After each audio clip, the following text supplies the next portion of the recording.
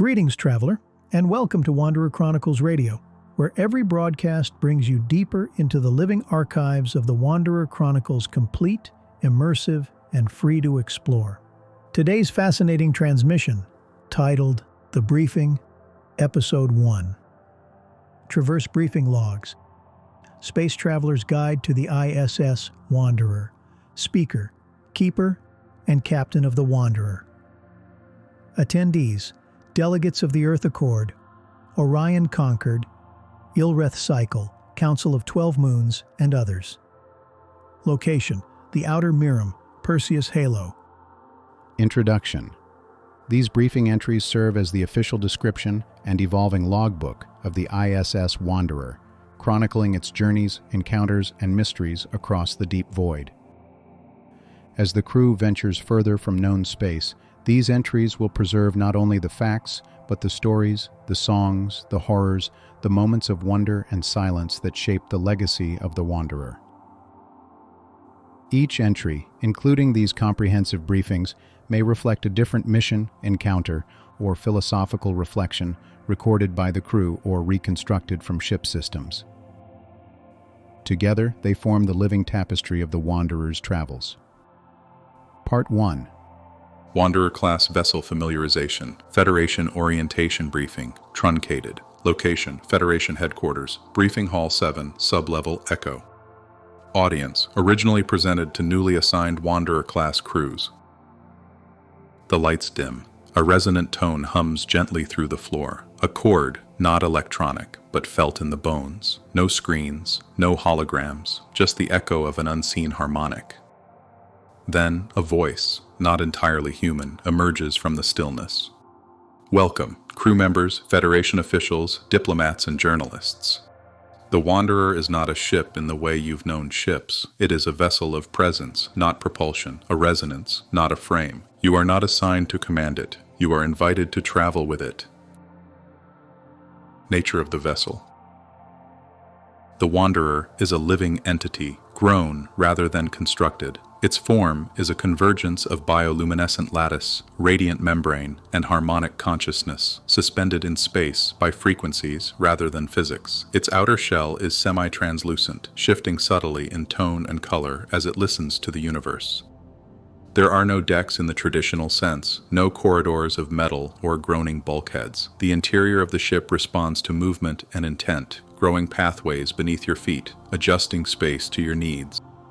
Rooms appear where they are required, doors open when you're ready for them. The ship does not speak, it sings. It does not obey commands, it harmonizes with decisions. The Harmonic Propulsion Drive. The heart of the ship, the harmonic drive, is not an engine, but a living chord, a symphony of frequencies that folds space by matching the vibration of destination to desire.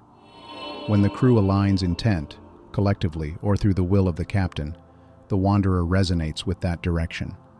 The drive pulses, sings into the void, and the ship moves not through space, but through understanding. It doesn't travel to a place, it reaches toward meaning. You do not plot coordinates, you focus. You don't calculate vectors. You ask the question that wants an answer. Highly Luminal Displacement Navigation Protocol. Official version, for those who need to pretend they understand it. The Highly Luminal Displacement Navigation Protocol is the Wanderer's primary method of movement, utilizing harmonic resonance with the fundamental structure of spacetime to facilitate displacement without conventional thrust-based propulsion. Unlike traditional engines that exert force against an external medium, HDLN modulates the ship's spatial frequency, aligning with a desired coordinate resonance, thereby causing the ship to manifest at the new location rather than traveling through intervening space. Key principles. 1. Resonance over reaction. Instead of pushing against inertia, HDLN tunes into a location's unique frequency, allowing the ship to transition into that spatial state. 2. Nonlinear displacement. Motion is not a direct trajectory, but rather a harmonic shift that collapses the perceived distance between 2 points. 3. Harmonic synchronization. Successful displacement depends on maintaining coherence with the surrounding cosmic medium. Anomalous distortions, gravitational fluctuations, non-Euclidean voids, regulatory audits can cause resonance failure. 4. Energy efficiency. HDLN consumes significantly less energy than conventional thrust, as it does not fight inertia, it sidesteps it. 5. Perceptual delay. Observers within the ship experience a seamless transition, while external perspectives may register a momentary flicker or phase blur, depending on the local spacetime conditions. Limitations and considerations. Disharmonic space. Certain regions, for example, high-gravity zones, quantum turbulence, political debates, disrupt harmonic coherence, requiring manual recalibration. In spite of the accuracy of the Wanderer's stellar navigation, the cosmos is full of uncharted unknowns. Resonance deviation.